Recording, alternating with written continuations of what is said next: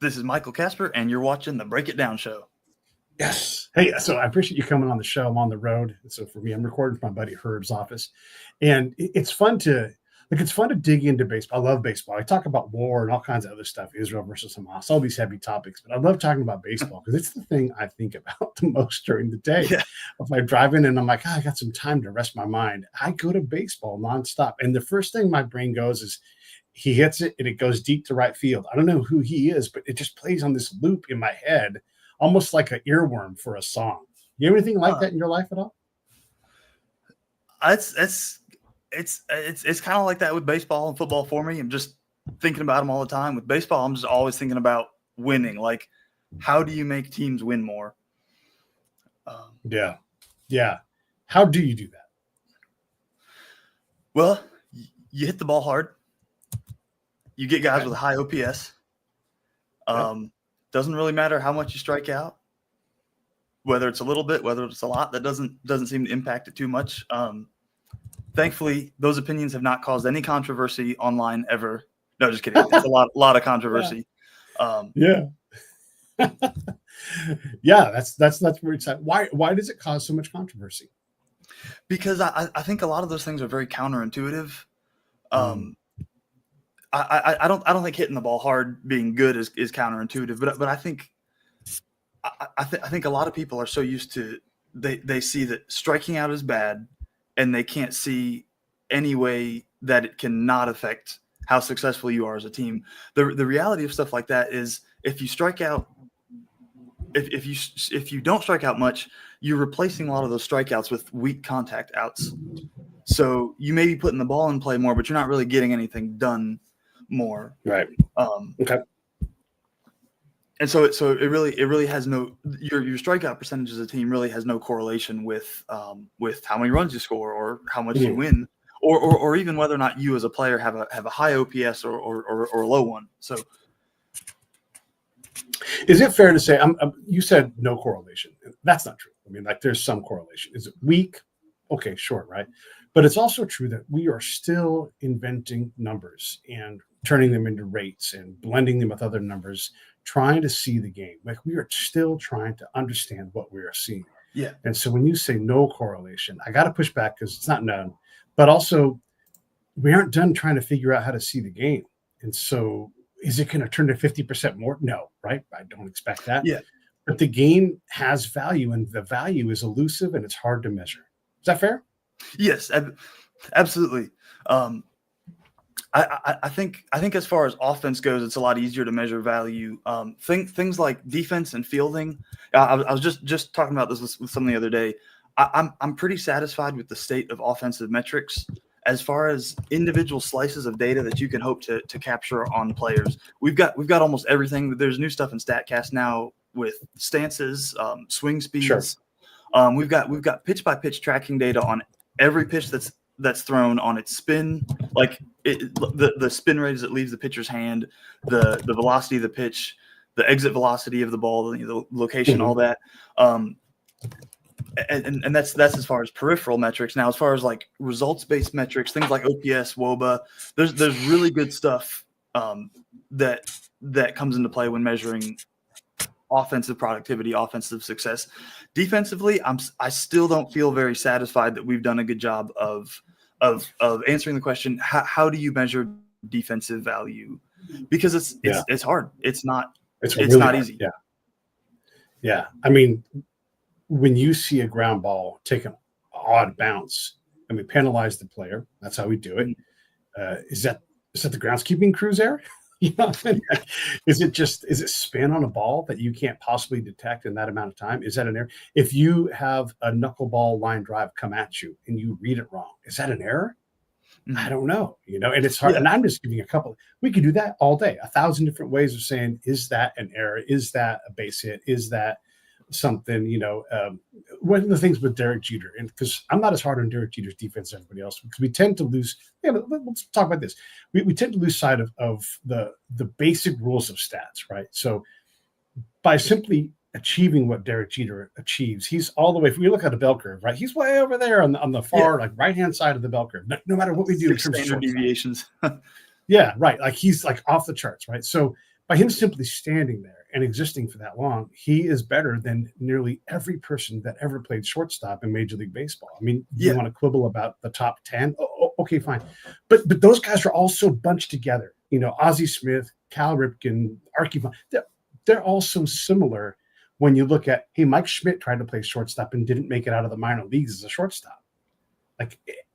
And so it kind of warps our ability to understand mean, median, and mode. Yeah. And that's the stuff like that is my main contention with some of the metrics like WAR, wins above replacement. The thing that doesn't account for is longevity. Well, it doesn't account for longevity, and it doesn't account for the fact that it doesn't account for what I'd call availability. Like, you were there. If somebody were to play a league average shortstop for 10 years, they would have and that's offensive and defense. They would have a 0 WARs, 0 wins above replacement, which would technically be the same number that it's not the same number I would have. I would have a non-existent one, but like that's technically what that means is that from a value perspective, they've been completely average, and I think one of the more intangible things that neglects is the fact that they were there. They were playing. They were able to play a passable job as a major league shortstop. That's one of those kind of hard to quantify things. Sure. Yeah, and I love what you talked about WAR, because as I started out pretty absolutist, because I got onto the Bill James train back in the 80s, right? And so I've softened a little before my time. Yeah, that's all right. Your time's coming. Don't worry.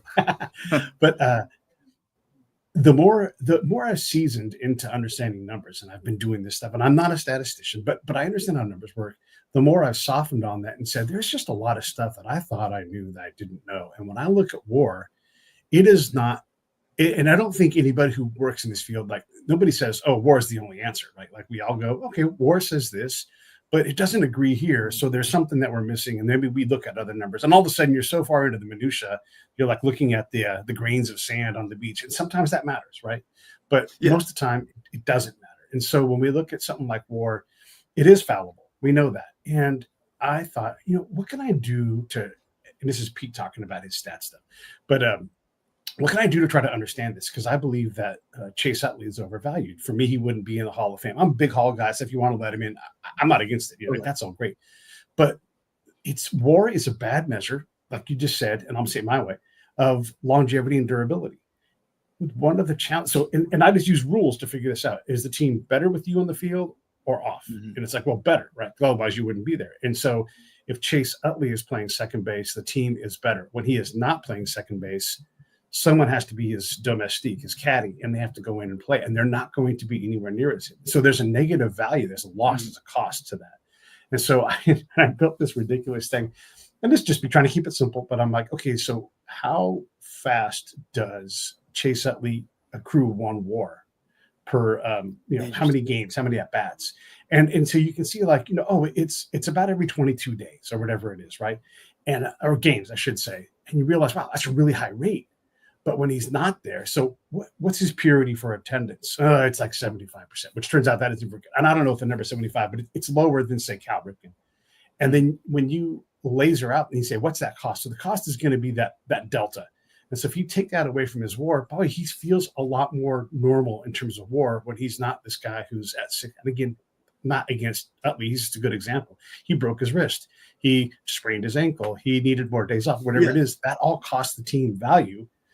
And people get mad about this. And maybe my numbers suck, but if you look at their WAR rate that I, figure by just doing it by games, and if you look at the amount of attendance that they have, I'm not saying the player needs to play every game, but if you play 162, you're bringing value to the team every single game. What do you think? No, that sounds pretty reasonable. And there's definitely, there's some players that get a reputation as being injury prone. I think Aaron Judge is one of those guys. I'm wearing my Roto Wear Judge shirt right now. I think he's one of those guys that gets a reputation as being injury prone when he's really not. Right. Now, I understand he's on the IL right now. It's an ironic time to say that, but most of his injuries have been kind of like freak things, like running into the wall at Dodger Stadium.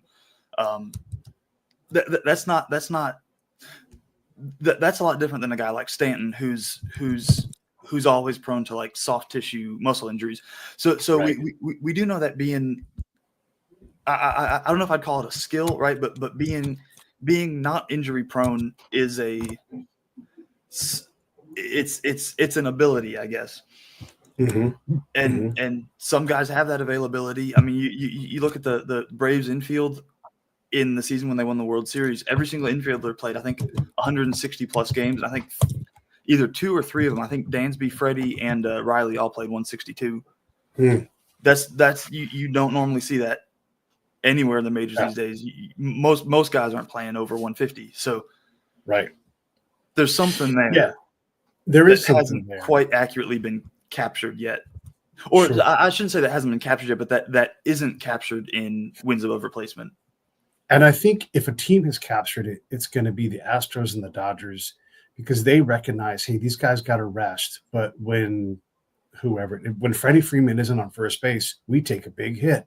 So how do we get modular and just plug in Max Muncy or Cody Bellinger, whoever's going to go play first for however many games that Fred is out for, so we can rest Fred, still have elite production. And we're just going to move guys around a lot more and be non-traditional. I think there's some of that in their game. And the other thing I wanted to say to you, because this is funny, right? And this is where I'm a little less, you're a little more absolute than me. And maybe you'll come my way, maybe not. I don't care, right? Like, we're just having a conversation. Mm-hmm. But there's a funny story about Aaron Judge hurting his leg or toe at Dodger Stadium. I don't know if you've ever heard this. Will you indulge me while I tell you the story? Yeah, absolutely. Okay, this is great. So our friend Phil had ALS. He just passed away last week. And we went to Dodger game on ALS Day. I guess it was two ALS days. So not this season, but 2 years before. Or maybe it was last year. Either way, a recent ALS Day. So June 2nd, we went and they played the Yankees. So this is like the two premier franchises on Lou Gehrig Day. The Yankees are playing the Dodgers. Wow, big deal. And Phil is going to throw out the first pitch. Phil and his family threw out the first pitch. And so before the game, Garrett Cole and Judge took Phil back into the tunnel behind their thing. That's cool. And Aaron Judge, I swear to God, this is true. Aaron Judge says to Phil, I'm going to hit you 2 home runs today. And Phil's like, that's cool. That'd be awesome. And then here's the problem. Aaron Judge didn't pay the bet off. He didn't do it. You know who did? Mookie Betts. This is not a Dodger Yankee thing, but someone did hit 2 home runs that day. The very next day, you know what happened? He injured the Lou toe. Gehrig and Babe Ruth said, no, you don't do that. Wow. So, look, is that real? Did that really happen? I don't know. But you and I know there are baseball gods, and they collect things like tendons and big toes. And so when you put this mega staff together, the baseball gods come in and go, we got this. And then all of a sudden it's like, so, like people end up taking ribs out of their body to keep pitching. And so there is something to the humanity of the game that I think we struggle with when we focus too much on numbers. I just said a lot of stuff, so you say what you want about any of that. But what do you think? Well, it's funny. I'm a probably what would be described as a fundamentalist Christian. I'm a very deeply religious person. At the same time, there's something about baseball where like you got to respect the game. Yeah. And yeah, I don't know if I'd say the baseball gods exactly, but like. Right. There's something about it that's bigger than just the things that are happening on the field. There's something like I tend to enjoy all the superstition and stuff like that. I know it's not, I don't put too much stock into it, but I find it fun. But the players really do, interesting. right? I mean, the players put a lot of stock into it. Yeah, so the players really do. There for them. Mm-hmm. Now, how do you quantify the performance of the superstition? I don't know. Yeah. That kind of goes to one of my points, and like my bigger philosophy of analytics is that I don't really, my goal isn't to get numbers into baseball. My goal isn't to elbow my way into the domain of the athletes. The thing that I'm interested in is how do baseball teams win more, and when you kind of pursue it from a very objective perspective like that, one thing that becomes clear is you don't really care how you find something out, and you don't really care what you find out, as long as it helps you win more. Then do that thing. Like, find the things that help you win and do those. Whether that's a superstition, whether that's having I think it was either last year or 2 years ago, the Mets went on that like 9-game win streak with the McDonald's mascot. I'm not saying that's a serious analytical thing, but I'm saying if you can prove to me that something helps you win, it doesn't matter whether it's yoga before the game or increasing your batter's exit velocities. If you can show me that anything helps you win, then do that thing. Yeah. And it doesn't matter how. It doesn't matter how small of an edge it gives you, how small of a competitive advantage it is. Like, you're trying to find any advantage, whether it comes to you from the numbers, from the scouts, from anything. Find any advantage you can and exploit it to win, as long as it's within MLB rules and United States law. Yeah, right. We don't want to harm anybody. Yeah. Yes. Yeah. And not every team has always followed both of those, like in 2017. Yeah. No, of course, right? Yeah. And even if it's against the rules, if you can get away with it and win. I mean, we could say that the Astros didn't deserve that World Series trophy in 2017, but they got it, right? And so they for sure went over the line and paid a cost, but they're still the champs. And so even then, it's like the Kasper line ain't good enough. Like, someone's going to try to go over the Kasper line and go, well, we can get away with this. We might even get in trouble, but we'll be the champs. Yeah.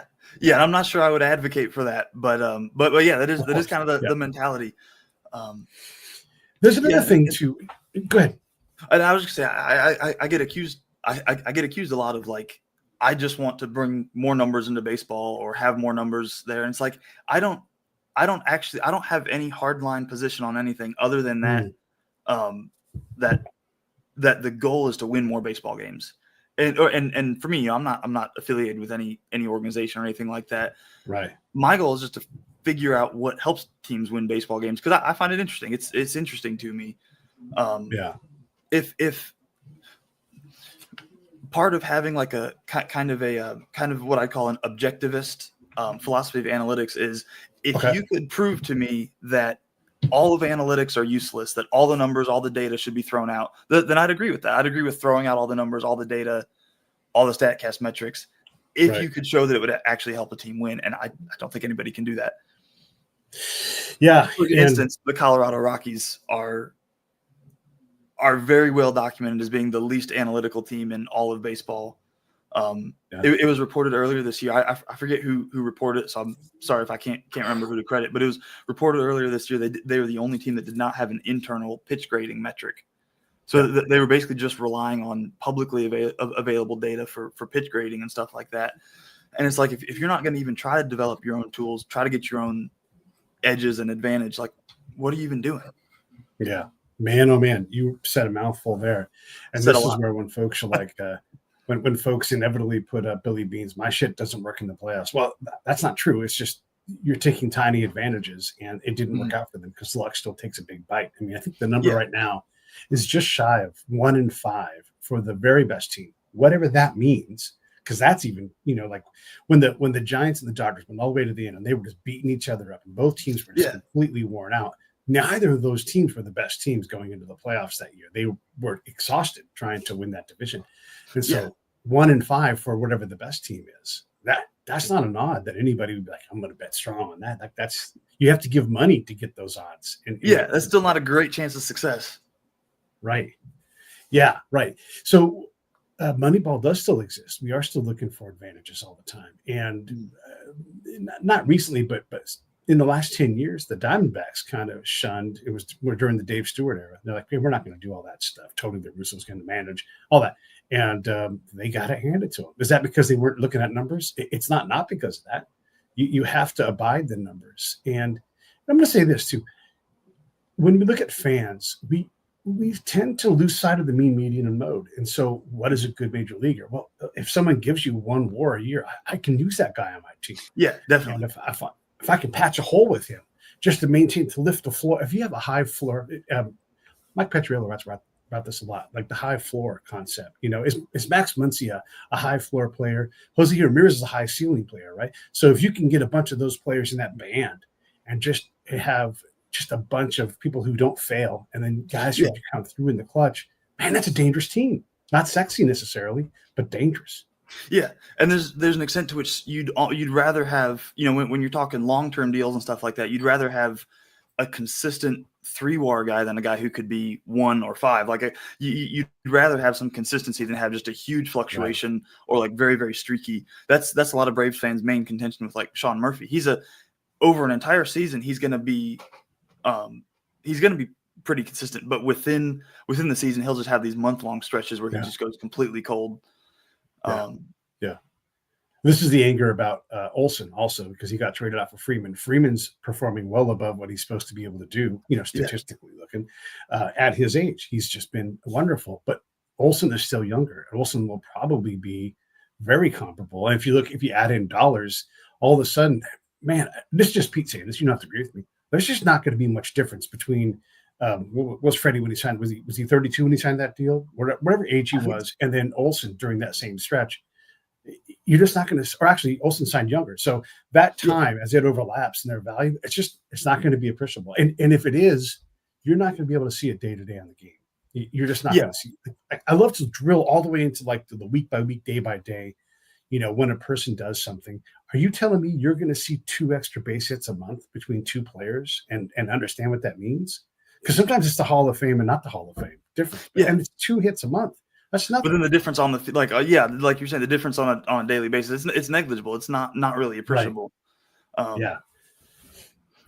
And that's where sometimes people try to use WAR like very absolute, like a 7.2 WAR guy versus a 6.8 WAR guy. Both of those are, if you put up those numbers in a season, you're a phenomenal player. Those are like MVP numbers. The fractional differences in those numbers are negligible. I basically the correct way to use things like WAR, I think, is you basically just round that decimal, and it's basically just giving you tiers. It's not giving you like exact. You can't say this guy performed. This guy's a 6.2 career. This guy's a 6.3 career. Those players are functionally identical in that regard. And really, yet I think stuff like that used for MVP arguments, and it's like that's not really the no. Not really the point. I'm so glad you brought this up.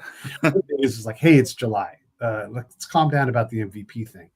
I don't know that Aaron Judge will play another game this year. I just watched Ohtani walk off the mound with cramps in his arm. So look, I don't know who the MVP is going to be, and we've gotten. I'm not. Here's my beef with the MVP and how we look at it using WAR as the answer. We have a thing called the Hank Aaron Award. It's in both leagues, and that's the person who has the biggest offensive year. Value can mean a lot of things. Andre Dawson won an MVP because he sent a blank check to the Cubs and said, "Just sign me for whatever number you'll give me," and it broke the backs of the owners and got collusion to go to court, and they won with that. I mean, that's why he won the MVP.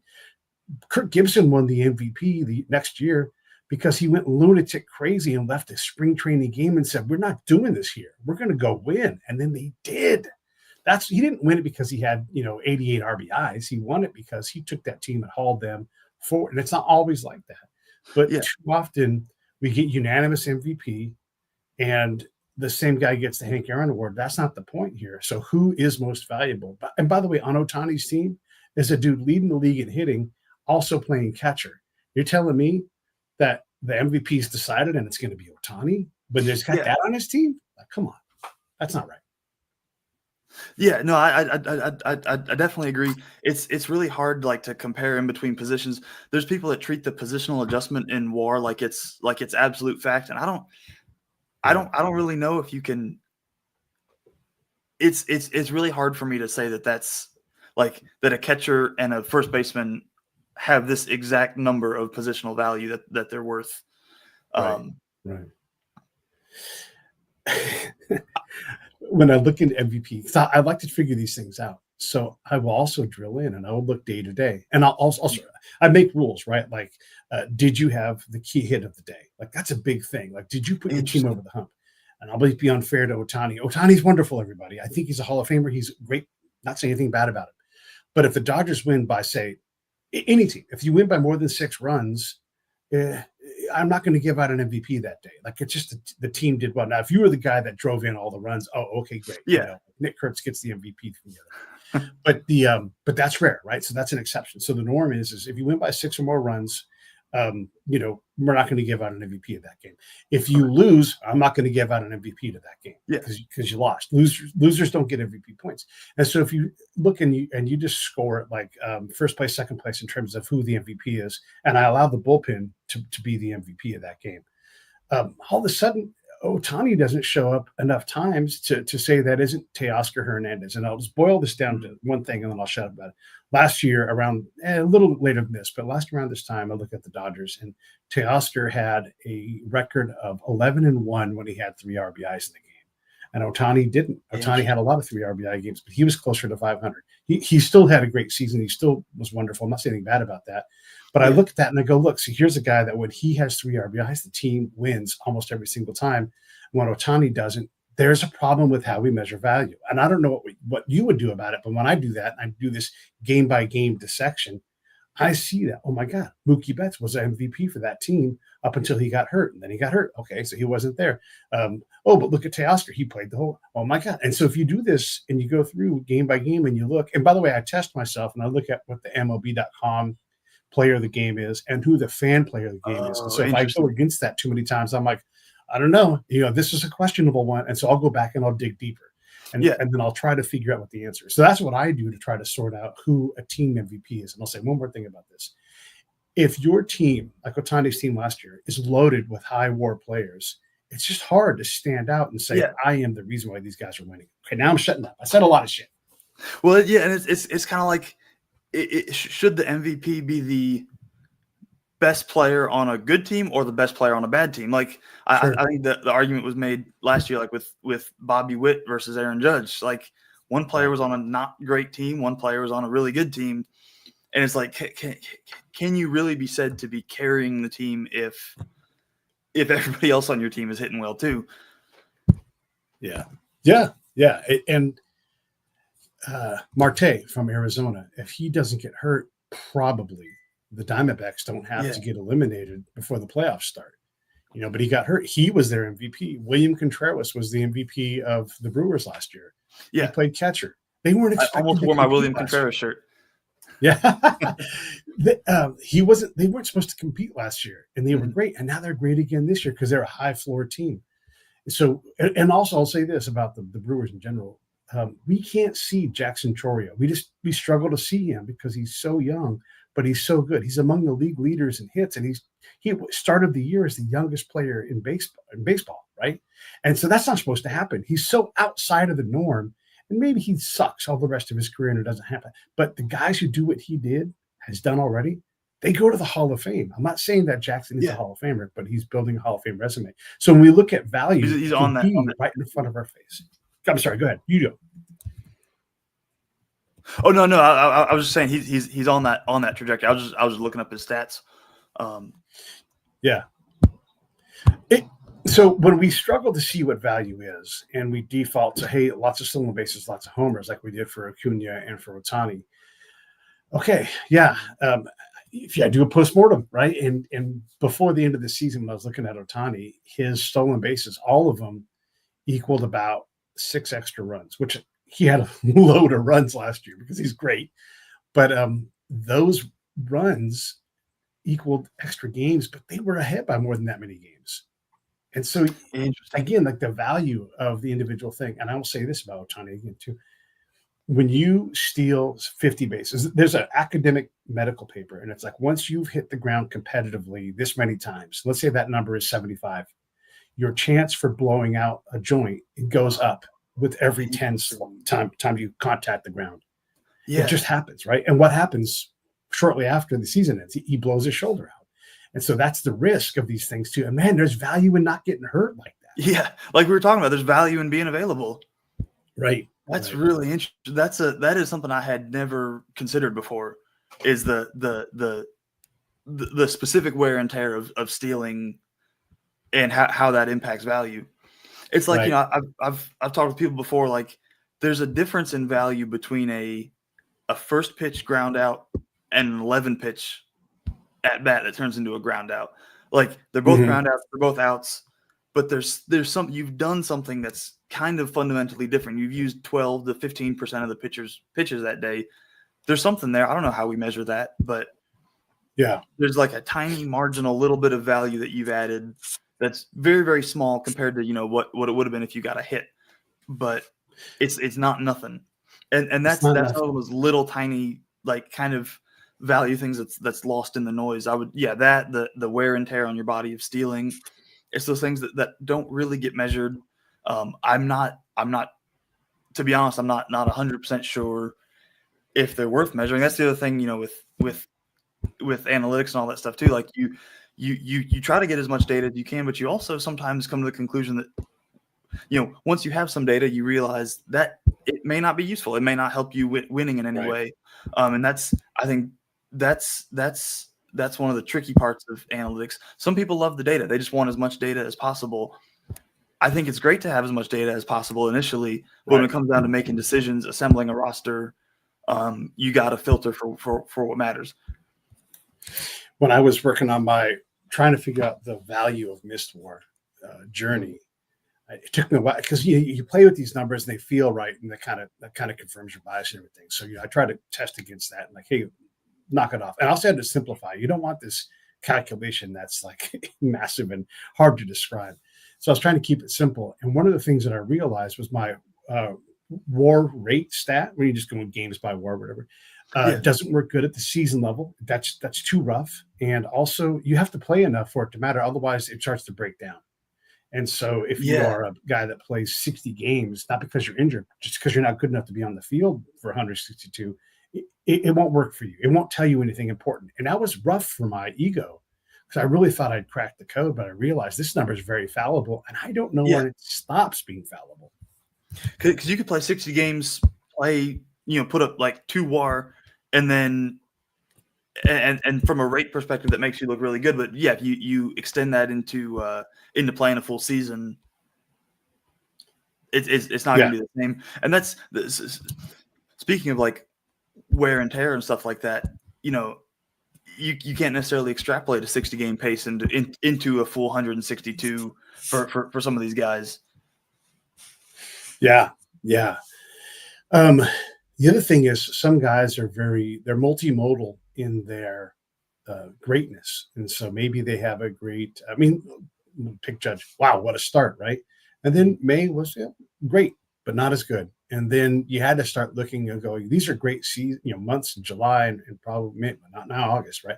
But if he came back and had a great September, his numbers would be crazy. And we struggle with that. We struggle with a dude that's like just going to be a second half guy. They're just guys that Ryan Sandberg just passed. He was not a fast starter. That was a reliable thing with him. And so you think, he's done. And then next thing you know, at the end of the year, 300, batting average and 25 to 35 home run, and just you're like, the numbers came in. And so sometimes it just comes in bunches. There's a lot of guys that get streaky and we struggle with that, but there's also guys that are more perforated in their success. And it's tough to measure those guys. Yeah. I'm looking last year at this time, the Mets were still 8 games out, right? And in the East, right.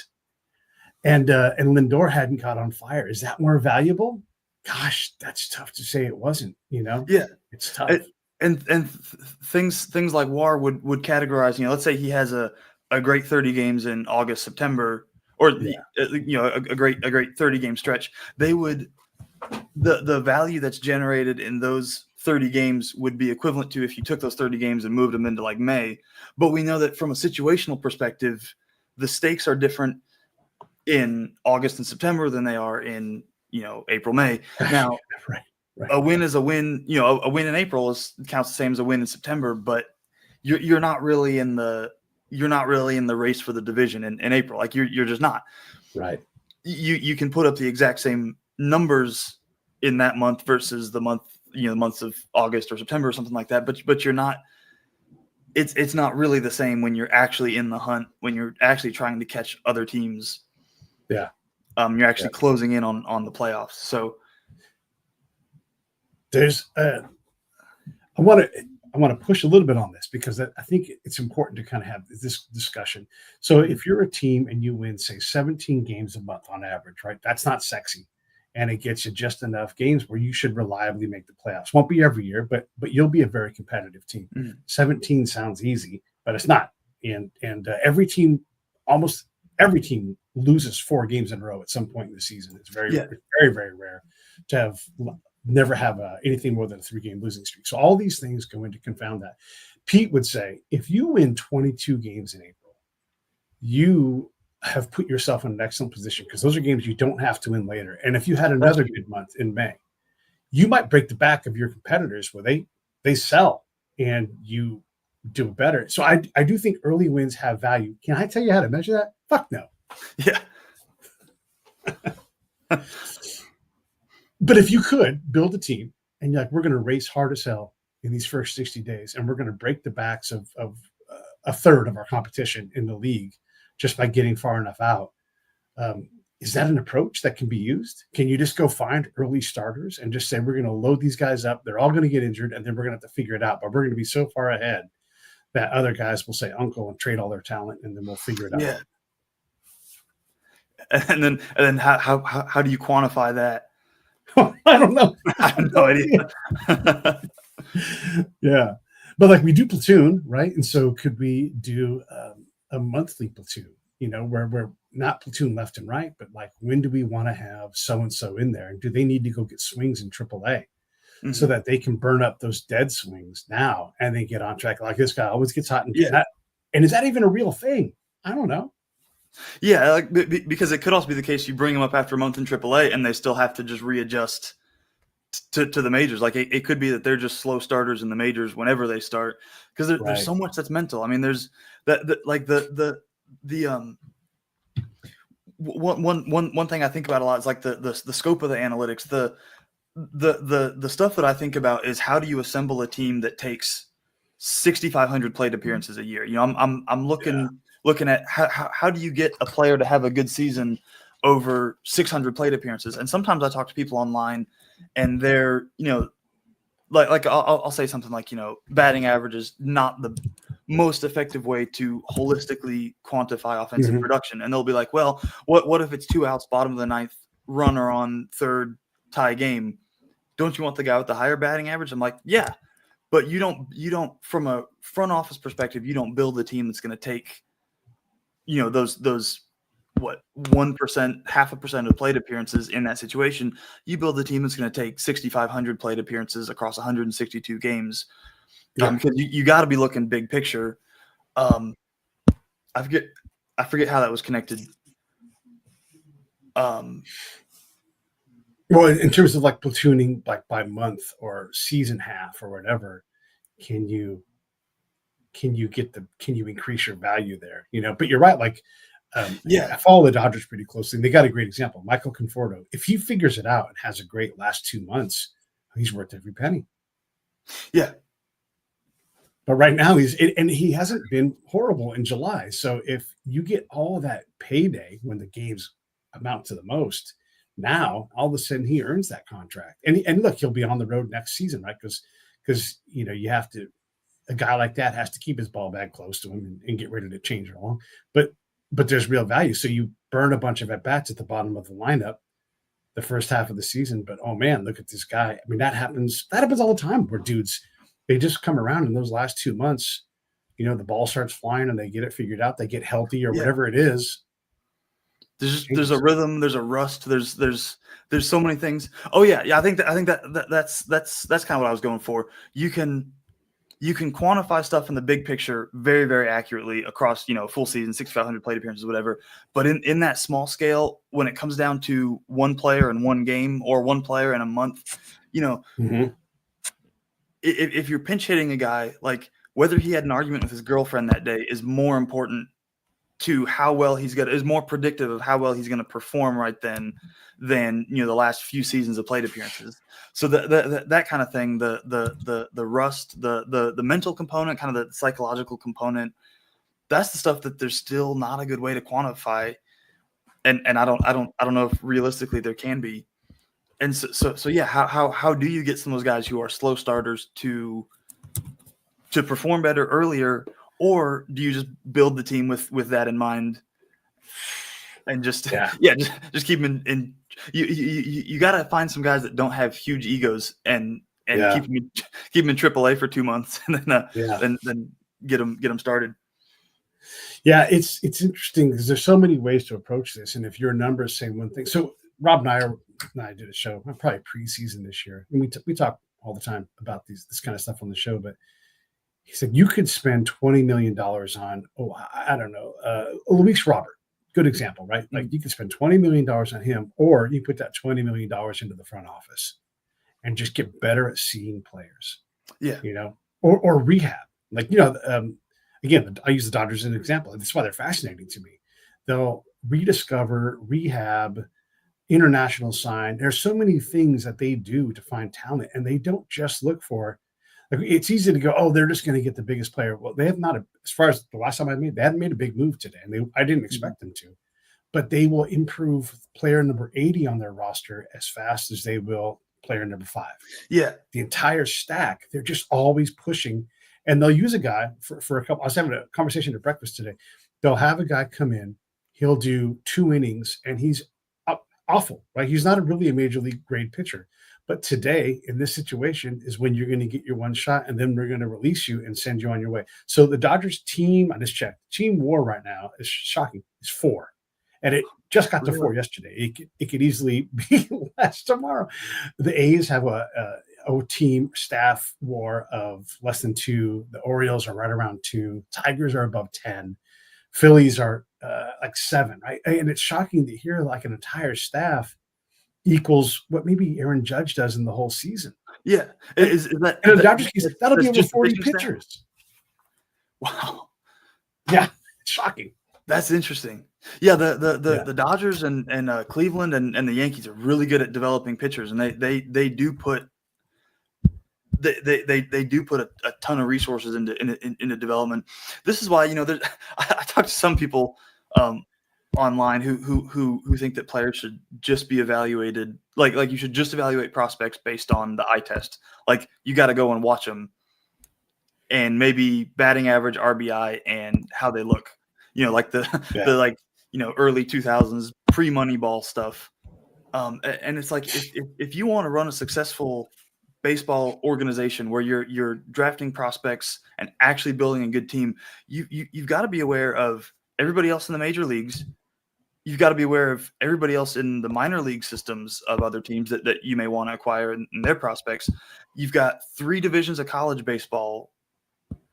You've got the Korean Baseball League, Japanese Baseball League, Mexican Baseball League, even guys in Australia, and then high school baseball, and then a whole bunch of high school players in South America too, and Central America. Like that's why so many of these teams are so. That's another reason that a lot of data is involved in scouting now, is because that's like 15 levels of baseball that you have to be sort of vaguely aware of. You can't send scouts to every single, you can't send scouts to keep an eye on every player you want to be aware of. Right. You've got to find peripheral metrics, things like, exit velocity, launch angle, things that you value, and use that to help you in kind of the searching and development phases. There's a great article, and I cannot remember who wrote it. I think it was in the Hardball Times, but it talks about like the vastness of the baseball landscape. And again, I talked about being able to see players, and that's what they said. Like, you just not enough people. If you send one person to Venezuela, I'm sorry, you're not going to cover Venezuela in a way that matters. You can have a guy that goes down and like, I've got some villages that I cover well in Mexico or whatever it is, but you're missing most. Mexico is gigantic. Yes, so you have to have a staff, right? It's crazy. And that's one country. Right. That's one country, right? Yeah. And however many levels at that too, right? So, and this is just interesting to me. So I'm looking at pitching staffs, right? So the Dodgers have 4 WAR and 37 pitchers. Granted, 2 of those are position players. Okay. So we'll call it 35 players, and they have a total of 4 WAR. That's nothing per pitcher. Nothing. They are a replacement level staff. Yeah. per pitch, as a right? whole. As a whole. The Padres have 25 pitchers. I'm not going to look and see if any players have pitched, but their staff WAR with 25 players is 17. So that's crazy to me that, yeah, right. Like, and there's a design there that we don't have the IP to understand what they're doing, but for sure there's a design in that. And I think everybody's like, oh my gosh, the Dodgers have so many hurt. Yeah, because they don't care about that. They've figured something out and how they manage that. And I have no clue what it is.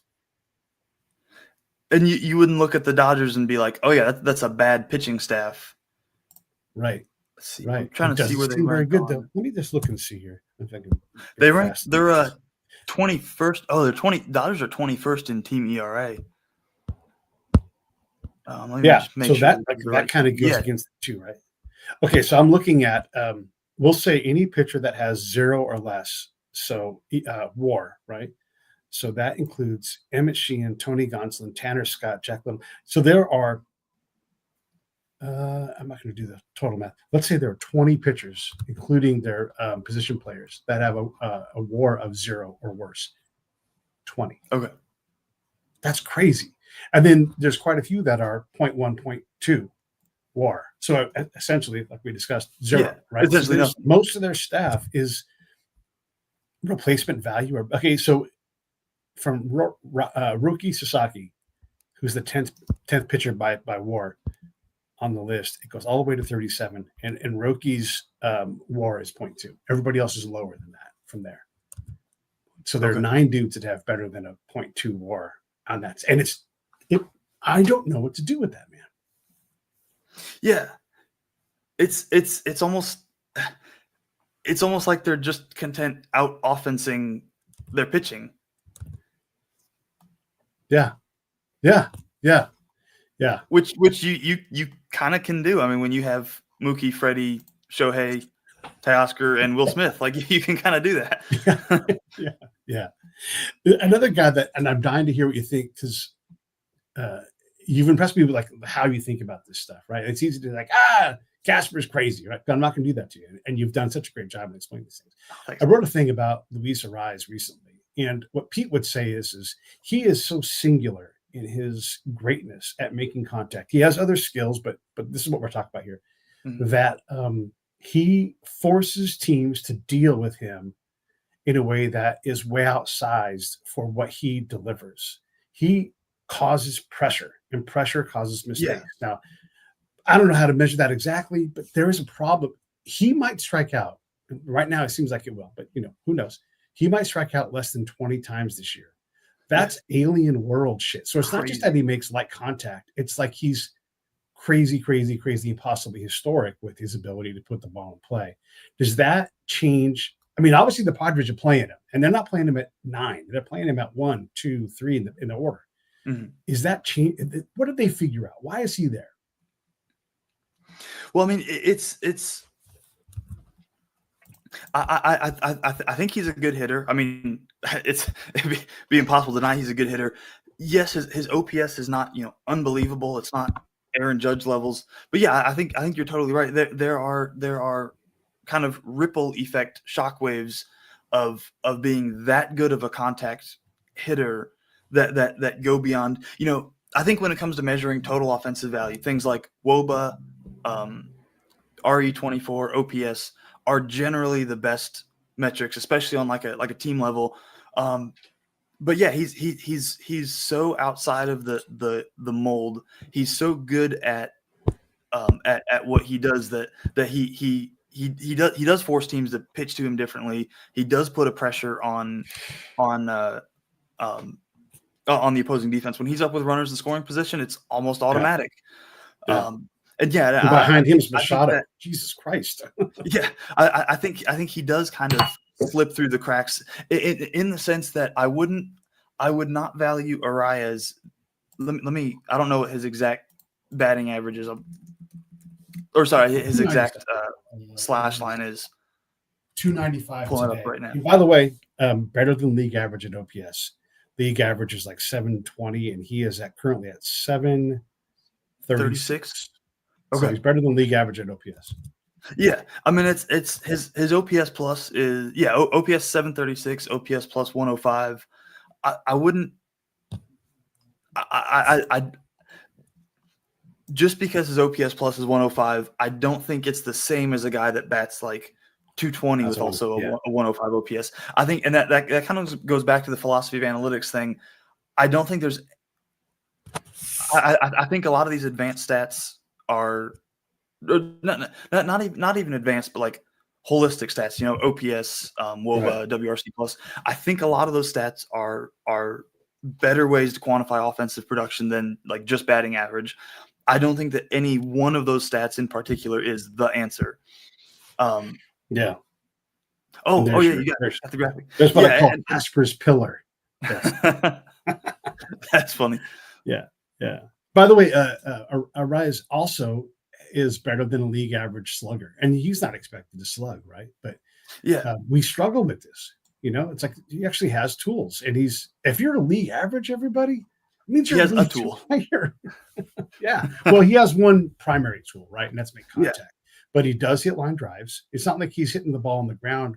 He, you know, he hits the most line. Well, not the most, but he's among the league leaders, top 5 in line drive percentage. And they don't go very fast, but that doesn't really matter for him because if you throw him yeah, a ball on the outside part of the plate, he's going to dump it over into left field, and it's yeah. just almost nothing you can do about it. Yeah, it's crazy. It's a and then I've seen people that use Arias as a kind of like an example of players should just focus on putting the ball in play and going back Right. to the old school days and slapping it to the other the opposite field. You can't imitate Arias in the same way that you can't imitate like Giancarlo Stanton. Those Right. guys have freakish abilities. Freakish. Stanton's in his mid 30s now, and he hit a home run that's like 116 miles an hour today. I looked a while ago. I don't remember exactly what it was, but like the overwhelming majority of MLB players will never hit a ball more than 110 miles an hour in their career. Right. Right. And this guy's And in his he's hit mid one, I 30s believe, of hitting at 120. 116. Yeah, he's hit 120. Yeah. There's a skill of or look at like Aroldis Chapman. He's 36, throwing 103, 104 miles an hour. Still, as much as I would say, yes, if you're a pitcher that can throw 104, do it. That doesn't mean that if you're playing high school ball right now, you're 16, 17, that doesn't mean you should be your career plan should be I'm going to throw 104 miles an hour. You might not, right. literally physically not ever be able to do that. It's kind of the same thing with Arias. The takeaway from Arias is not, hey, everybody should be trying to do this. It's look how incredible and unbelievable this guy's talent is at putting the ball in play. This is something that even if the entire game of baseball were to shift to do that, not everybody else would be able to do it. Yeah, I put this up the other day because we sometimes see these guys in the rearview mirror. So I was having a conversation on, and look, people on X they struggle with subtlety. So I said that Luis Arias is building a Hall of Fame resume. He does Hall of Fame things. I didn't say he was a Hall of Famer. Yeah, I wouldn't say that about him now. And it'll take him, and he'll have to maintain for a long time. But guys like him kind of maintain their skills. But check out this story. Well before he was done about Rod Carew, despite 5 batting titles, Rod Carew was still just being discovered. 5 batting titles, and we had the same thoughts about him. I remember when it was about Boggs. If he would stop choking up and just swing for the fences a little more, he'd be a better player. And we think of Carew and Boggs as being wonderful players now. Tony Gwynn, same thing. He had the same thing. And so I'm not saying that Arias is as good as these, but they are kin, and they're more alike than not alike. Yeah. And and look, is Arias going to stay in the Padres the next 5 years? Probably not. He'll probably move.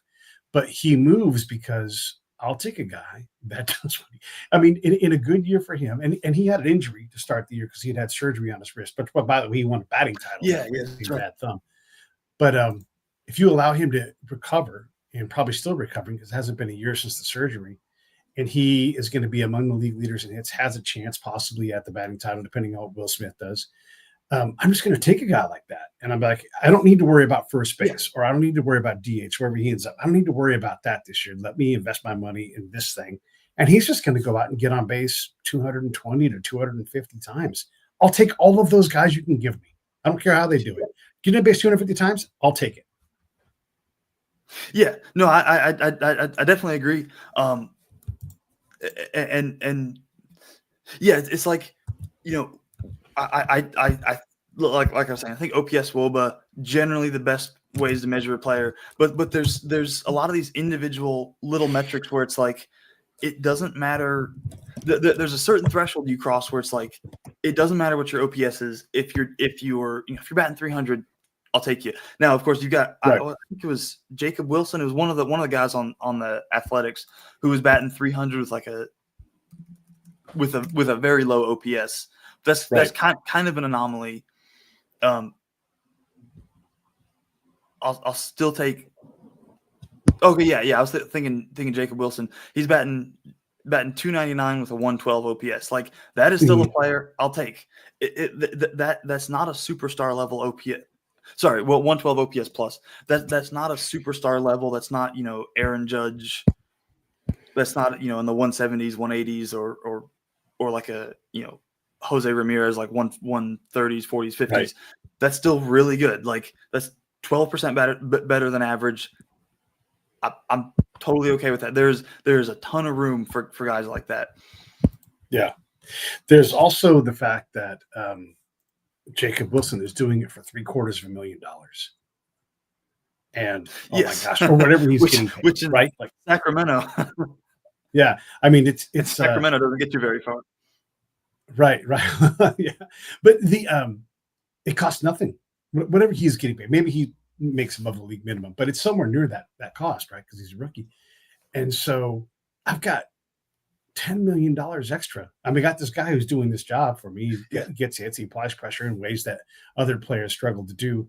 And I got time for that. And I'm going to reallocate because there is the money side of this too, right? And how if I have $150 million to build a roster, man, I'm going to take a bunch of those guys who can hit 300, get on base 200 times a year. You're not as good as Rice, but close. And then I'm going to spend the money on other things to try to shore up and get some of that high ceiling that we were talking about. Mm-hmm. Do you think that that the economic value should factor into things like MVP? Because I think it's really interesting to consider that. Like, if a guy's got a 150 OPS plus, but he's costing the team $25 million a year versus a guy that's got a 130 at like 750,000 league minimum or even just a couple million. Like, if you're talking value, like if you want to talk value, right? That guy's, you're clearing up so much space for your team to spend on other things. Yeah. Yeah, I think it's absolutely part of the value equation, and I think different years, different stories. When Miguel Tejada won his, he won his because his team went on a rip for 20 games straight, and he was the big dog during that time. And so it was like that stood out. And so that story, and this is where the qualitative and the quantitative have to fight itself out. And so, yeah, if you're a rookie, like if Nick Kurtz, I don't think he should win the MVP this year. Let's say the A's remained competitive and they didn't go on that bad stretch. If he got them to the wild card, I would have no problem with him winning the World Series because he's a rookie, because he's obviously great at smashing the ball, but also because his team got to the playoffs. If you don't win, it's really hard to win the MVP in Pete's world. You can win the Hank Aaron Award, but the MVP, I don't know. So yeah, you've got to be on a winning team. You've got to be probably the MVP of your team, although that's not always true. Yeah, I think value matters in terms of money. Okay. Yeah, I think I agree. I definitely agree about winning. Like I would tend more towards a player, a good player on a good team versus the only good player on a bad team, simply by virtue of the fact that like you've got to be winning in order to be more valuable than everybody else in the league. Right. Yeah. And it's fine if by exception, we give it to somebody because there's no standout person who really blew it away. And we're kind of seeing that this year, especially if Ohtani is hurt. Hopefully he's not. And hopefully Judge is just out for a short rest and he comes back. But let's say those guys aren't there. It's like, oh, they're pretty much out of the MVP consideration because you've got to be around, especially this time of year when it really gets going. Mm-hmm. Then the weird ones can kind of rise. Like Juan Soto is not going to win the MVP this year, but he has been a fantastic player. He is very expensive, but he's also very young. He's historic with what his start is like. There's like him, Eddie Matthews, Mickey Mantle, like all the guys who are comparable to him from age go to 26, they're all incredible. So his just being on the field is MVP grade because of how good he is. But he won't win unless he does something really bananas these last 2 months. That's what Pete thinks, at least. Yeah. He also had a pretty slow start, and then once he picked up, he's just unbelievable. Yeah. We struggle to see guys like that. We struggle to see the money gets in the way. The qualitative gets in the way of what the value is. We talked about Jackson Chorio, who's just crazy how good that kid is. And when I say that, you look at his OPS now, no, it's 762 or whatever it is. I'm not looking it up right now. But when you realize that he's 21 years old, that a lot of the guys, he's younger than Nick Kurtz and has already played almost 2 full seasons of baseball. It's shocking that he's that good and that young. Because here's the thing, everybody, when you watch it, the median age of a baseball player, let's say it's 27 and a half years old on average over 50 years. The younger you are, the more you're not supposed to be there. And the fact that he's not just there, but thriving is shocking. And same thing on the back end. If you're playing at 37, there's not that many 37-year-olds that can play baseball. Yeah. And if you're great at 37, now you're historic. We just saw a 45-year-old guy make a start the other day. I mean, that's crazy. Yeah. It is crazy. I did the thing the other day. So, folks get mad about Derek Jeter, and that's usually about them, not Derek. And so I ran the numbers, and I went from, I think it was 06 to 14, his last 9 years. I wanted all of his decline and just like one, like, okay, that's a pretty good season. So I think 06, he was pretty good. And correct me if I'm right. And it was 9 years, right? So, it must have been 06 to 14. And it turns out that in all of baseball, he was no worse than the 5th best shortstop during that time. So if you're a GM, you're like, hey, you can sign Derek Jeter for the next 9 years. If you were in the National League, you probably got one of the top 4 shortstops in the league, probably. And if you want to say that Story was better, okay, fine, or Tulowitzki, or whoever it was. I forget who the comps were, but it's all really good dudes. And they were all way younger. One of them was Rollins, was way younger, right? And so this old man is playing with them at a level where you're like, okay, fine, Rollins is better, but only a little bit. Yeah, so, only a tiny bit. Yeah, and you know who was the best who the best shortstop was during that time in the American League? You better believe it was Derek Jeter, and it wasn't close. Nobody could take the field often like he could. And so I think and this is all memory, I think his WAR over those 9 years was 22.2 or something in that range for Baseball Reference WAR. And nobody's close. Nobody even registered. Like I tried to make the bar low so anybody could kind of get in, and nobody could. So he had the most hits, he had the most doubles.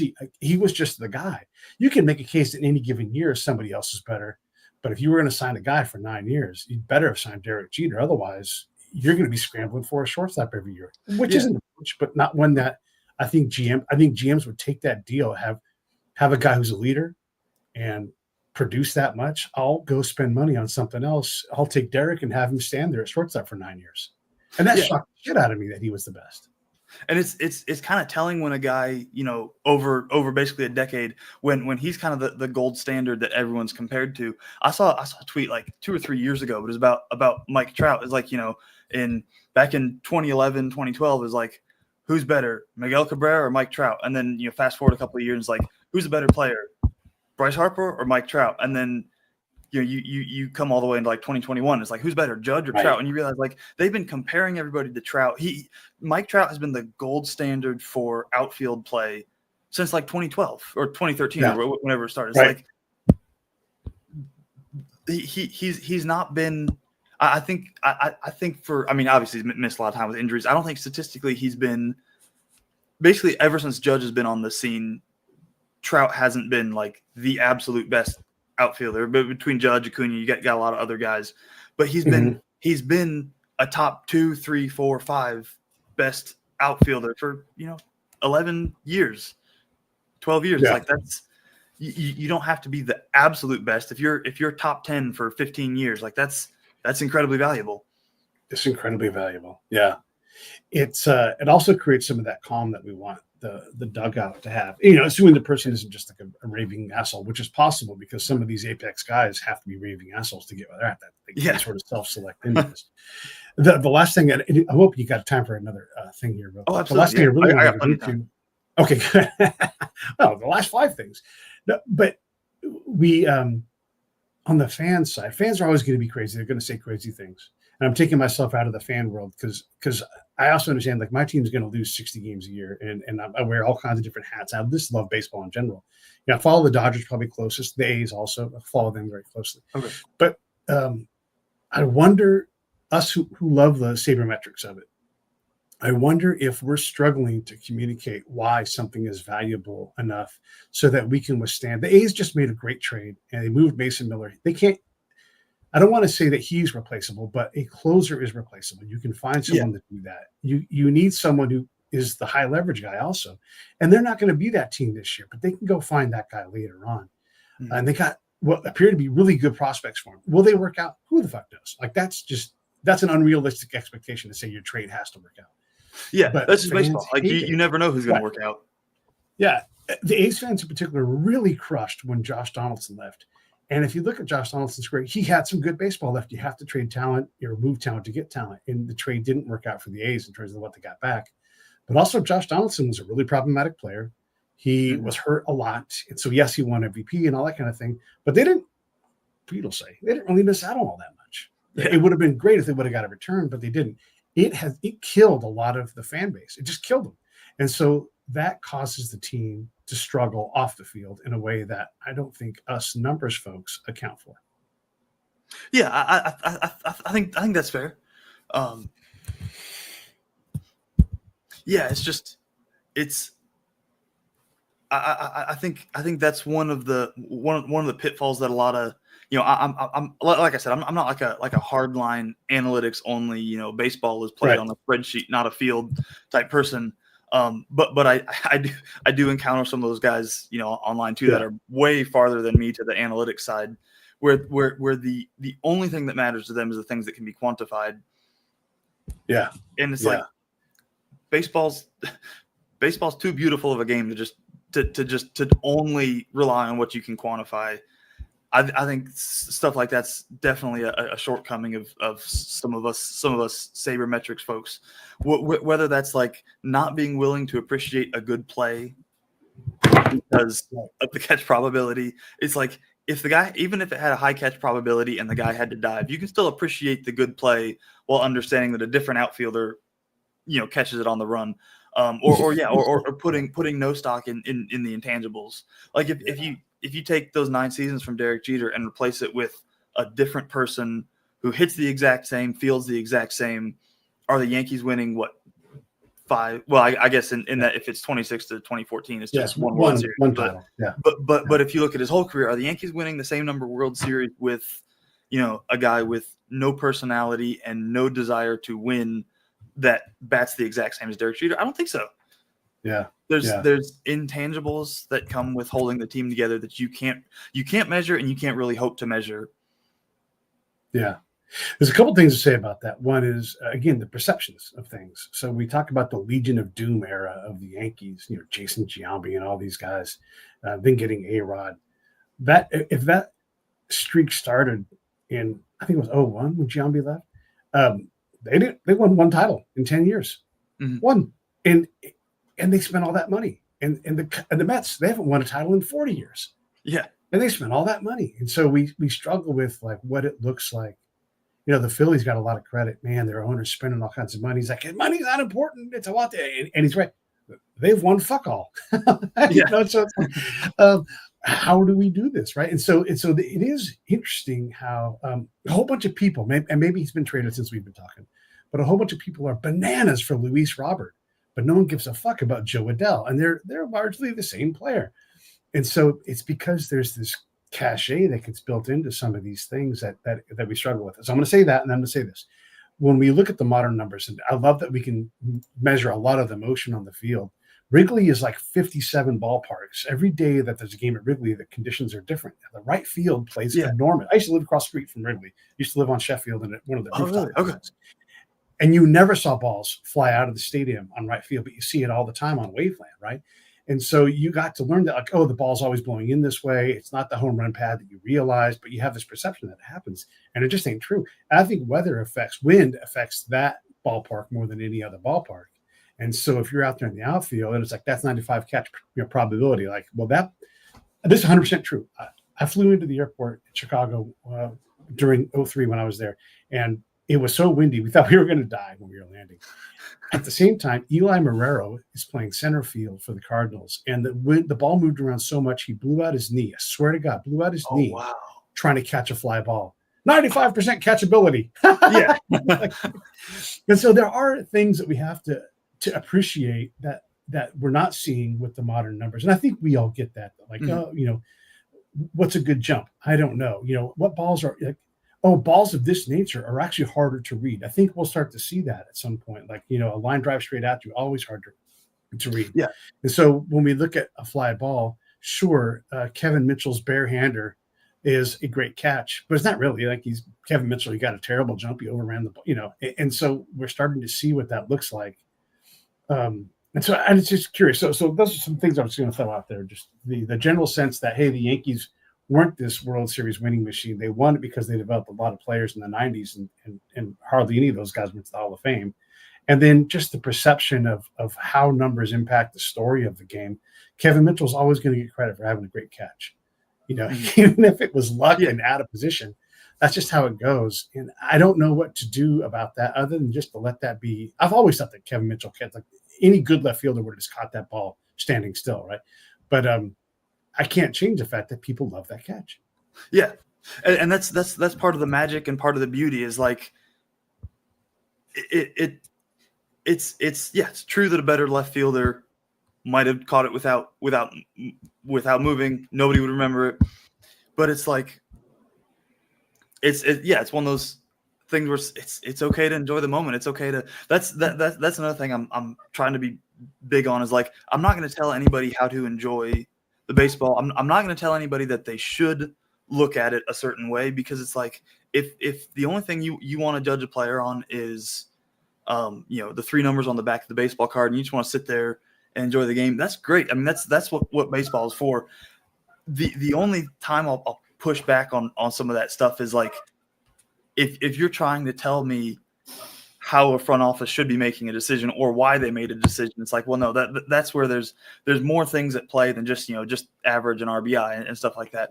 But yeah, I think I've joked with people in the past that like getting into analytics is the first way is your first step towards not enjoying baseball anymore.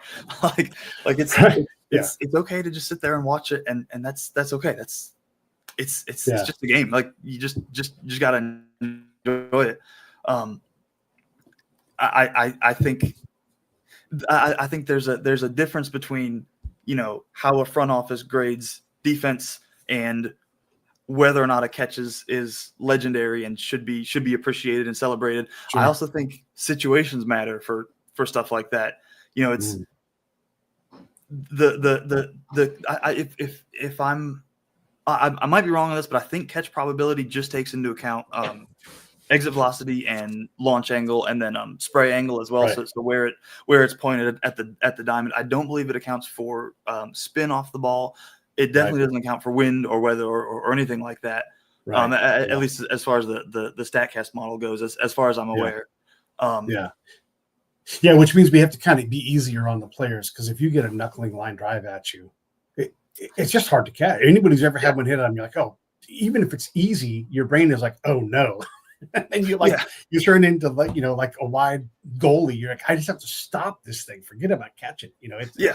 And that same line drive in the first inning of a game in May is different than that same line drive in October. Like there's a different there is an intangible, unquantifiable like pressure there that doesn't exist in catch probability. Or like I saw someone tweet earlier today that the Yankees walked off a game last night, and Ryan McMahon hit like a kind of a lazy, not lazy, but a semi-deep fly out to center field. If the center fielder caught it, he would have the runner would have tagged and scored. The center fielder just watched it go, and it's like he's going to get penalized in his defensive his public defensive metrics for that. That's a unique situation that shouldn't impact his how he grades on defense. You shouldn't be penalized for watching a ball where if you catch it, the game's over. If you drop it, the game's over. If the ball makes it into the outfield in that situation, 1 out, runner on third, game's over. Yeah. Some of that There's got to be lasering some is nuance and essential. flexibility, and I think Yeah, I think teams have that stuff in their internal sure. internal metrics, Yeah, internal grading. It's just that yeah, some fans just go by the metrics, right. and Yeah, especially I'm when it shocked comes to to see people defensive still metrics. talking about batting average as a disappointment. Like he's only hitting 264. Like he's also got 80 walks, and it's Yeah, July. So like yeah. getting on base. Relax. Or Oh it's my like if your gosh, yeah, OPS is in the 800 or 900s and you're batting 220, like that's okay. yeah. That's okay. Yeah, that's okay. We can use that guy. And Yeah, that's he's actually that's doing not okay. That's damage. fantastic. That's great. No, you're right. It's You're like right. yeah. Yeah, I mean that's kind of yeah. like the Kyle Schwarber problem. Mm, Not problem. The Kyle Schwarber situation. Like he's a guy yeah. that's never going to have a high batting average. What he has figured out is how to stay on the field, though. Yeah. That wasn't going to be true for him 6 years ago or whenever he got going. And now I'm forced to think, he's on a different pace than I'll call him the class of 32. Next year, they'll be the class of 30. But all the 32-year-olds who are trending towards a Hall of Fame, and I'll keep Xander Bogaerts in this because he's kind of hanging on there. It's still possible. But Yeah. Machado, Ramirez, Mookie, Matt Olson, or damn it, not Matt Olson, who plays third base for the Giants right now? Matt Chapman? Yeah, Chapman. Yeah, Matt Chapman. Yeah, the other all Matt. of these guys. Yeah, these guys are all guys who are doing Hall of Fame things, and they probably won't all make it because just the numbers say no to that, right? But Schwarber's part of that class. Oh, Trey Turner is in that class, right? Yeah. And so some of these guys are, but they're all fantastic right now, and they all have it within their game to do it. And Schwarber just refuses to abide the numbers. And he's like, I'm just going to keep smashing baseballs. Yeah. And pretty quick here, some of them will peter out because it just won't. That's just how baseball works. But it could be that Schwarber's a Hall Baseball of at Famer 32, right now. 33 years I'm just old. realizing it. Yeah. Yeah. What are your thoughts on those guys? That group of people, that cohort is really good. Do you think Schwarber's going to be a Hall of Famer? I think if he hits 500 homers, he's automatically in, and I think he should be. I kind of like that as a like a baseline. You hit 500 homers, you're in. I think same thing with Stanton. He's a couple of years. I don't know if Stanton's going to hit 500. I mean, he's I don't know how much longer he's got in him, but I don't see Schwarber's level of play dropping. Right. I don't see it dropping anytime in the next few years for him to just completely fall off the face of the planet. If he can stay on the field, I think he's got a shot. Stanton could hit another 100 home runs, or he could hit 5 and then be done. It just, he's so brittle at this point. I root for him. I root for all players. I hope that Stanton hits 550 home runs, or I would love him to get to 521 since there's some symmetry there with some of the greats. But yeah. I've asked you all these questions. Do you want to ask me anything at all?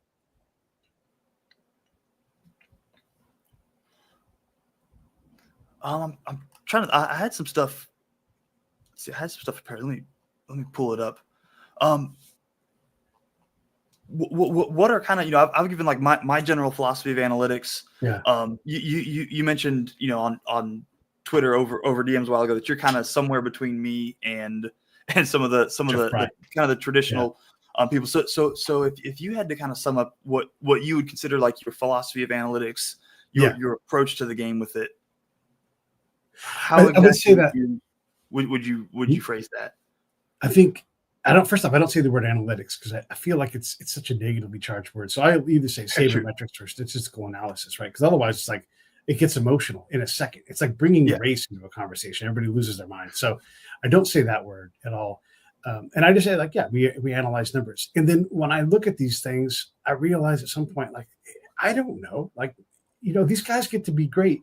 And so one thing I don't do, and I learned this from Deion Sanders, I don't try to tell a great player when they're done or when they're great or not. If Justin Verlander decides he's going to win 300 games, there's not a thing I can do about that.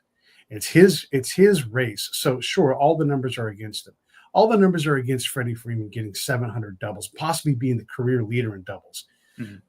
It's all against him, right? But I'm going to root for him because he decides how great he is, right? And I can't measure that. If Kershaw wants to pitch another 3 years, I want to watch every start because they don't make them like that anymore. And so it's special. So I try to not let numbers get in the way of that. But also I know certain things. If you are on your third elbow, you are not going to be a good pitcher for very long. Yeah. It's just not how it works. And it's hard to say that. I want Otani to be great, but I also wanted Bueller to be great. I wanted Dustin May to be great. It's very, very, very, and I don't know if we'll see a guy come back from a third Tommy John or not. At some point, you got to have an elbow later in life, and that's where the numbers are. Like they don't abide a whole lot of exception. And Yeah. I look at what works and what doesn't work, and I allow players to be bad for a while, allow them to stink, and just like give them time. They'll let you know when they're done. Like they'll be the first one to walk off. Like I can't do this anymore. They will tell you about it when they're Yeah. But also let them defy the numbers, because that's when baseball is really amazing. And I discover stuff all the time. Like I just discovered, I just realized how wild the difference is for pitching staff WAR. And it's messing me up with how I understand these things. And then I try to reverse engineer, like, what are these guys doing? Is this design, or are they like scrambling? I don't know. So that's sort of how my philosophy is to look at the things that are real. I love attendance and durability. I love early starts for good players. So Trout starts early. Everybody's like, Trout sucks. Like, he's 19. Like, give him a minute. Harper, or maybe he started at 20. Harper starts at 19. These guys take time. Beltre is a freak. Nobody in the National League in 50 years has started as young as Beltre. That's how remarkable his career was. And here's a fun thing about that. If you take his early start and chop that off and kind of match it up with when Chipper got going and got good, and you just run those guys' careers side by side, not a bit difference between those guys. Someone's going to have no subtlety, be like, they were totally different. I get that.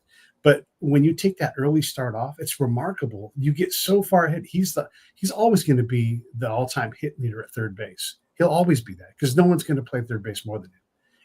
And stay there. I'm not talking about George Brett, who has 3,000 hits. I mean the guy who's standing at third base. And I love that. I love finding these things. The other day we did a show on best first baseman. There are 2 first basemen standing at first baseman that have over 500 home runs. Just 2. And when you see that and you realize, oh, wow, the value of first base is best realized at first base.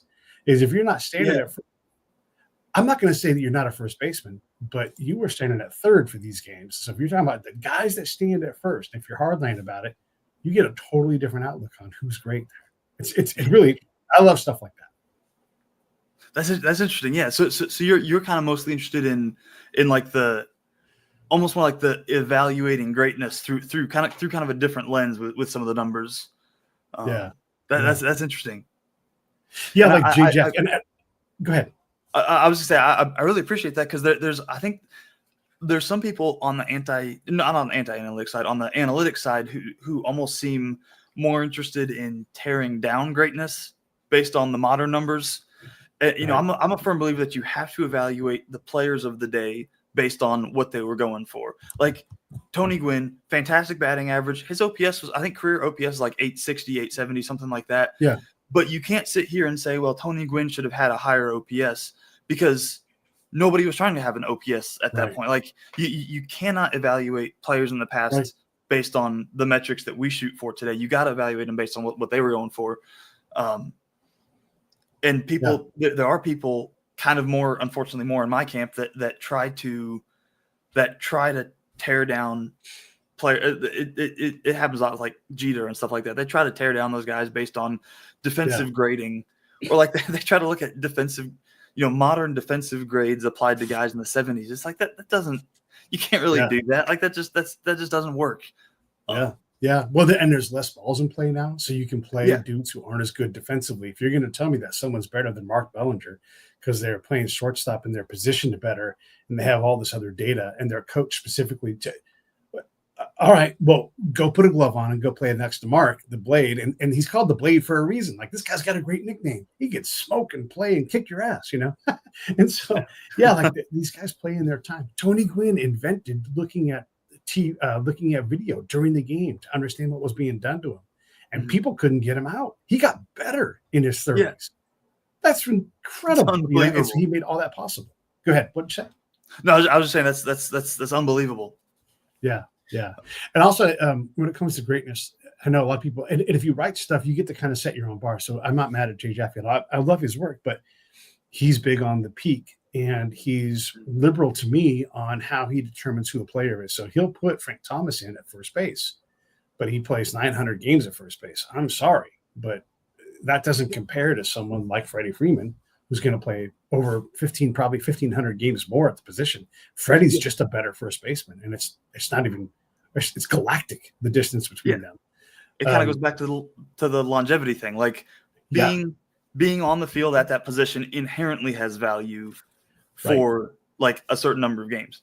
Right. And at a certain level, right? Like, so if you're, like, I did a thing the other day, and this is just funny things. This is more trivial, but it's interesting. As I was looking, like, what's a grinder? And so, like, okay, let's say you get one hit, not a double, not a triple, not a homer, one hit, and you score one run. Who are the big dogs of that world in a career? And one of the guys is Larry Bowa. And I'm like, of course it is, because Larry Bowa is going to do two things in that game to kick your ass. You may beat him, but he's going to be back tomorrow, and he's going to do two things in that game to kick your ass. So he's not a Hall of Famer, but if you wanted to put a motherfucking gamer in there, it'd be hard to beat him. And then the other guys that were in that crew are all dudes that you would expect, guys who went out and just played the game and were relentless and applied pressure all the time. And you look, one hit and one run, you didn't even do anything on the run. Somebody else knocked you in, right? You just ran around the bases. It's incredible when you see how much talent rises, and the guys who aren't Hall of Fame talented are still guys that all have this reputation of being like, yeah, that guy was hard to beat. Yeah. No, that's interesting. And it's also interesting that when Elvis Andrus, who's one of the kings of that, he had 228 of those games. And again, this is a really random number, but it appears that, and he's like in the top, I don't know, 10 or something all time of that, right? Just a lot of those games. It appears that club is closed. No one else is even close. Altuve's not close. Freddie's not close. They're like 40 or 50 of those games back.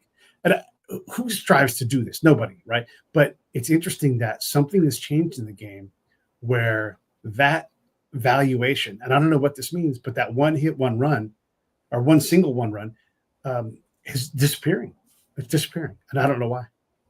That's interesting. Well, I guess because the focus is mostly on power. And I mean, that's kind of what I don't know if I'd identify this as a shortcoming of, analytics, sabermetrics, or anything like that. I don't think you can blame the data for being accurate. Like you can't blame the fact that power plays a higher role in scoring runs than average. Like you can't really blame anybody for that fact. It's just true. It's objectively true. Looking at at millions and millions of batted balls and dozens of seasons and stuff like that. It's objectively true that the power component of hitting plays a bigger role in creating runs than the average component. And so, unfortunately it molds everybody into that three true outcome player, because teams know what scores runs, and they shoot for that. And that's, I've talked about this before too. Like there's kind of a divergence in, the job of the league, of Major League Baseball, is to come up with rules that make the game, to set rules that make the game entertaining, that make money. Yeah. But the job of a team is to find ways within those rules to win. And so it's not really the team's fault that the game is trending towards three true outcome stuff. Right. But there is kind of a divergence between the things that are entertaining and the things that help you win baseball games. Because at the team level, they're not concerned with entertainment. They're not concerned with getting more balls in play, stealing more bases. They're concerned with winning more games. And they're going to trend. The game is going to continue to trend to kind of that three true outcome. I mean, it already has been for 15 years, but it's going to continue to trend towards that. I really like making the bases bigger. I really like the disengagement rules because and the pitch clock, because they're making stealing plausible again. Like it wasn't really plausible to steal a couple of years ago. It wasn't really worth the risk trade-off. Now it is. It's a lot more plausible. So yeah. And there's also the new risk trade-off of, hey, Acuna probably shouldn't be stealing bases. Yeah. Very true. This is a quote from Reggie Jackson. I forget when I found it. Let's say it was in the 80s when he was announcing. And he said, I could run. I was fast. I could steal the bases I wanted. Hank Aaron too. But our team was told us, knock it off. We want that Shillelagh in the lineup. That's what he said, Shillelagh in the lineup. Right. And he's right. Like, knock it off. don't do that. And I think with pitching, the same kind of rule might apply, where we'll take the advantage of not destroying your arm. Put the ball in play. We got good guys behind you. Maybe there's needs to be more of that focus. So there's Yeah. less of the immobile second baseman standing in the perfect spot who can hit 35 home runs. And they put more capable guys back there in terms of like getting to balls. Maybe there's some of that adjustment that comes just because you can't just destroy pitchers.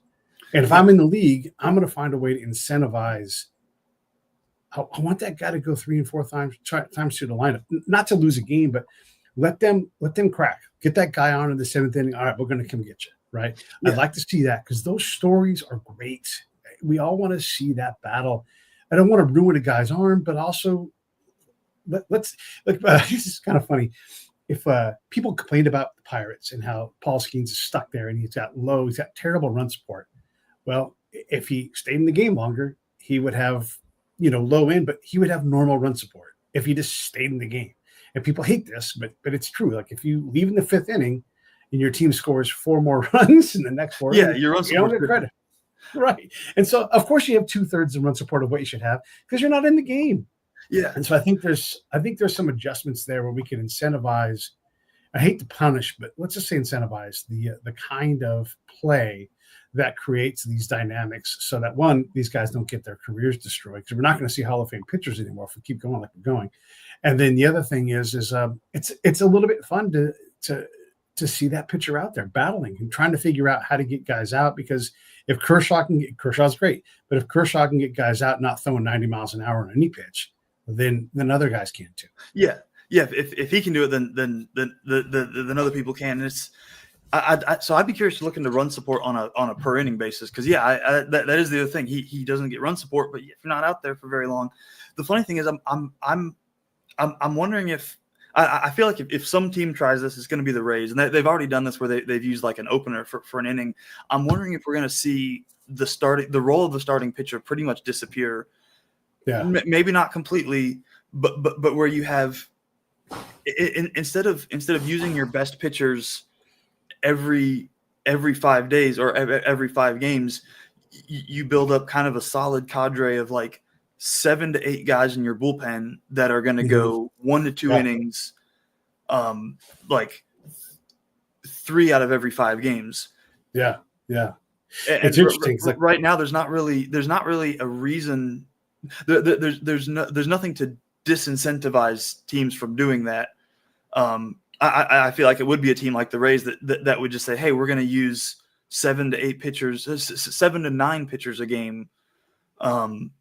And you can just deal with it. Like you're never going to get any pitcher wins. Then I think another issue they'd run to is none of the guys who are like the big workhorse starters nowadays are going to want to be using that role. Like you're never going to get a guy like Max Fried or Skubal who's going to be okay with pitching 1 inning or 2 innings 3 or 4 times a week instead of just making a regular start.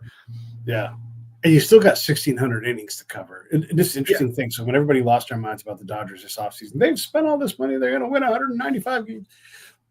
I'm like, the starting pitching. I mean, let's take all the best guys. So Sasaki, Yamamoto, Gonsolin, May, Kershaw, Snell, Glasnow. I think that's everybody. Maybe I'm missing somebody. Maybe there's somebody else I'm missing.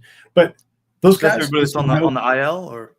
Yeah, well, no, these were just all the guys they had that were going to start. Oh, gosh, okay. And they, we're all supposed to be able to do things. I'm like, I don't think all 8 of those guys, there were 8 of them. I don't think those 8 guys are going to throw 700 innings this year. And today, right now, that bet still looks pretty good. Maybe they'll get to 700 innings, but we're talking 8 dudes getting to 700 innings. That's not an advantage that I understand, So yeah, Glasnow's great when he can pitch, but he's not going to give you more than 110, 120 innings because he'll break down, and he already broke down this year. So there has to be some kind of way to cover innings, and maybe it's what the Dodgers are doing, just rotating 50 dudes through a rotation or a staff to do it. But that seems like that seems like there's value in figuring out how to get a guy to go out for 150 innings, good innings, reliably. Yeah. And I just don't know what it is, though. And that's where, like, maybe you'd rather have 150 innings with a 3.5 ERA than 110 with a 2.9 or something. Like there is again, there's unquantifiable value there in the trade-off between ERA and ability to actually physically play and throw the baseball. Right. Yeah. Like what's good enough, and if it is 3.5 or even if it's 4.2, but with our offense, the table says this, and we won't have to spend X plus Y because there's the rehab part of this whole thing.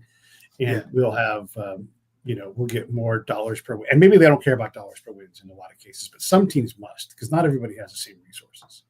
Yeah, and not every team is trying to win the way that like the Dodgers and Mets and Yankees are. I mean, there's still like 5 or 10 teams that you could argue really aren't from a baseball operations perspective. They don't really seem like they're trying to win, or at least they're not doing the things that you would expect a team that's trying to win to do. And I'm sure a lot of those teams are thinking dollars per win. Actually, I think a lot of those teams, like the Rockies, might just be thinking dollars, but and not. Well, I mean, they're in such bad shape, Oh, I lost my guy. Well, listen, everybody, that was Michael Kasper. I'm not sure where he went. We'll say goodbye for him. Michael says goodbye. It's been a great show. I love talking about baseball, so I appreciate you guys. Appreciate this. We got all kinds of other stuff coming up next week. Don't worry, it's not always going to be baseball all the time. But thank you. Oh, there he is. I was just going to wrap it up. Yeah. Oh no, sorry. I was trying to adjust my volume, and I think I closed the window instead. But all right, I was just going to wrap things up. Next, we've talked for 90 minutes. I was just thanking everybody for listening to a couple of nerd guys talk about baseball for 90 minutes. But do you want to finish your point, or do you remember what you were saying? I don't think I think I was pretty much done with that. Okay. Yeah. Well, thanks for coming on, man. It's been great. I love talking baseball, and I'm not going to force my audience to always have to listen to stuff like this, but you can tell I'm fascinated by it. I'm always looking at numbers, and I appreciate you for doing the same thing, and I can't wait to see what you guys do. Everybody go follow. Look, and there's what it's on the screen right here below me, Kasper Stats on X. And just, get into that part of baseball and learn to appreciate players because there's all kinds of greatness around you. It's just you have to be able to see it. And rather than be down on a player, try to find players that are doing amazing things. Watch Freddie Freeman hit doubles. Just love that. And find that for 50 different players, and you're going to see all kinds of greatness on the field. That's me saying that. Go ahead and wrap us up, man, and I'll get us out of here. Thanks, by the way, Michael, for coming on the show. Thanks for having me. It's been really good talking ball. I was gonna say, if you're listening to this and you love the stats, like by all means dive in, find things that help baseball teams win, identify those, find the things that are important and the things that aren't important. It's fun to figure out. There's a gold mine of information. Like all the StatCast pitch by pitch data is free.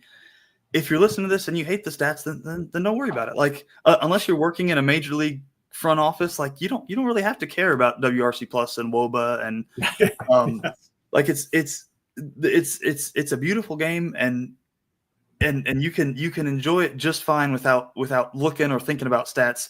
If you want to get into the coefficients of determination and figure out the things that matter, for winning, that's fine. But like, don't let us nerds tell you how to enjoy the game, and don't feel like you have to.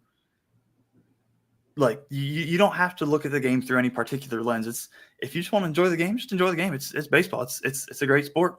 There's going to be 162 games a year for your team, and most of them will leave you disappointed and angry. But it's still worth watching. It's still a good time. I was watching the Yankees Rays game yesterday, and the roller coaster of emotions. There was like a Volpe error, and then a Volpe home run to tie it up. And then Austin Wells forgets how many outs there are and gets tagged out after a sac bunt and doubled up. And then the Yankees blow the lead and tie it up. And it was just a nightmare of a game, but Yankees won. And that's, that made it worth it. But and I'll just say this one last thing because I never can shut my damn mouth. But it's like with this Derek Jeter thing. He's a terrible defender. Like, you got a lot of balls went by him. Okay, good. Take a look at his double play numbers. Yeah, there's a lot of those, aren't there? There really are. Like, what are you doing? All right, man, I'm going to hang up on this. Everybody, I'll see you all tomorrow.